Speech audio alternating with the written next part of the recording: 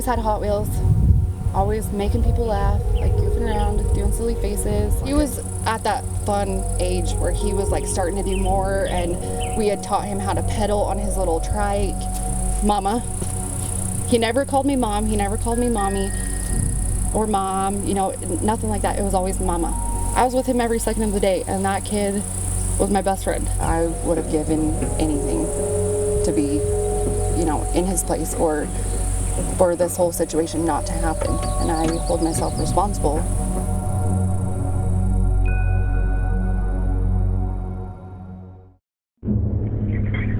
What's the address of your emergency? My 2-year-old son, we can't find him. We were camping at, and we can't find him at all.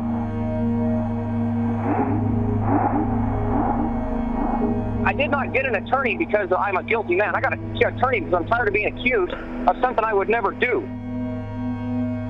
Feel a little bit bad about it. Wish it hadn't happened, but you better shut up before I get in trouble here.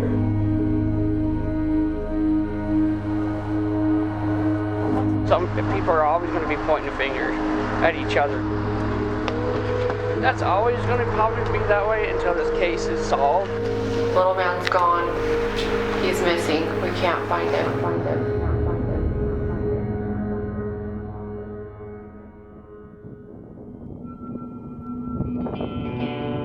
On July 10th, 2015, a 2-year-old vanished. Everything else about that day, well, it depends who you ask. Our investigation began with the family's claim that DeOrr disappeared during a family camping trip. How he went missing? That gets complicated. His disappearance has an entire community asking, what happened to DeOrr? Mystery. Everyone wants to know what happened to that little boy. Is he still alive?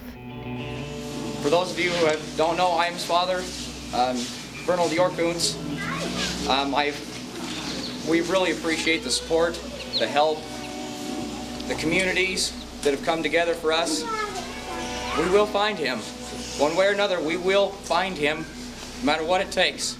Everyone's heart breaks when they hear that a child's gone missing, and especially up at a campsite, because camping here in Idaho is so popular. A lot of people know how easily it could happen up at a campground for a little boy to wander off.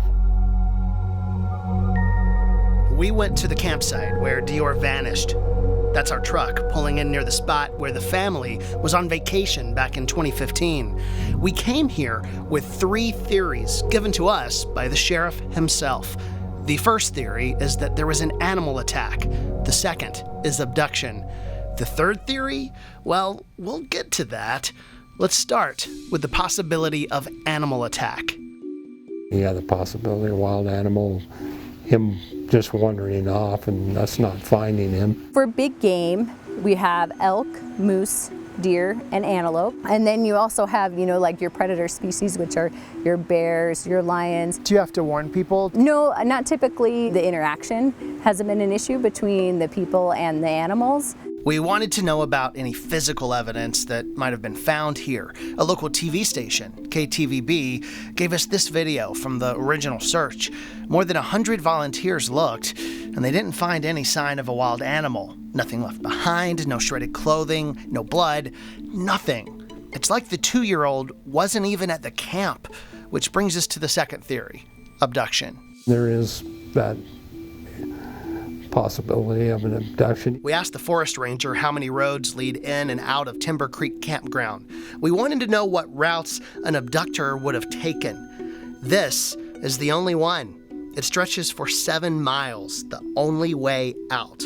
It's about an hour and a half from your nearest big city, Idaho Falls, or somewhere that has some, like a Target or a Walmart or some kind of, a major amenity. So, if you're coming up to camp here, you're probably not going to get a lot of interaction with other folks. As far as somebody driving in here and getting him, with 4 people up there, I don't think somebody could have drove in without you hearing a car and turning around and looking to see who it is. I just don't think it's possible. There's always a possibility of some type of a nature take, and then there is that possibility of an abduction. You can't close the door on any of those things at this point.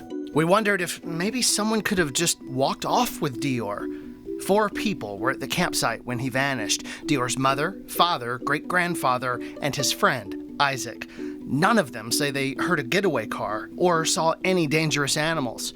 They are the third theory. There was 4 people in the camp. 1 or more of them could have had participated in it. This is where things change. On November 23rd, 2015, 4 months after DeOrr disappeared, the family began working with a private investigator to help locate the child. He asked them all questions on camera in separate rooms.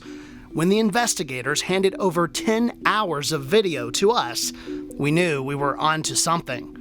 When we played the video, we learned their stories aren't exactly the same. You don't want to get things stirred up too much, you know, so you find out what's going on. You know that. My mind tells me, at first my mind told me at that time, this motherfucker killed my son, this motherfucker had something to do with it. I don't care if it's my grandpa that's guilty, I don't care. Like, I just want my son back. With no real answers about what happened to DeOrr, this family's about to turn on each other. Episode 2 is now streaming.